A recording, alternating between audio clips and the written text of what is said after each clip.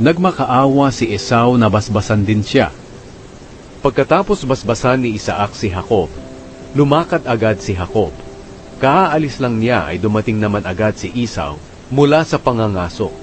Nagluto rin siya ng masarap na pagkain at dinala niya sa kanyang ama. Sinabi niya, "Ama, bumangon po kayo at kumain ng pinangaso ko para mabasbasan po ninyo ako." Nagtanong si Isaac sa kanya, "Sino ka?"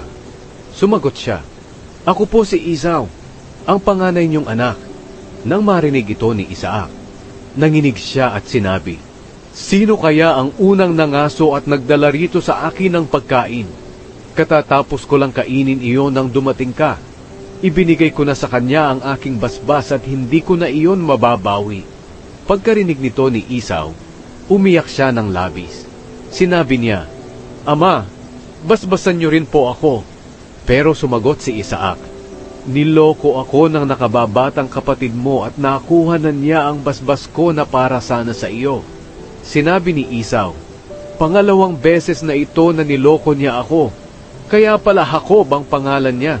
Kinuha na niya ang karapatan ko bilang panganay, at ngayon kinuha pa niya ang basbas na para sa akin." Pagkatapos nagtanong siya, "Ama, wala na po bang natitirang basbas na para sa akin?"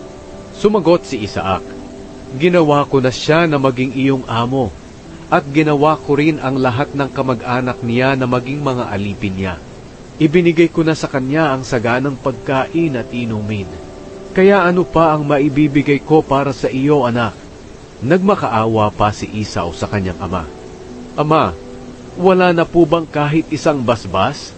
Basbasan niyo rin po ako." At patuloy ang kanyang paghagulgol.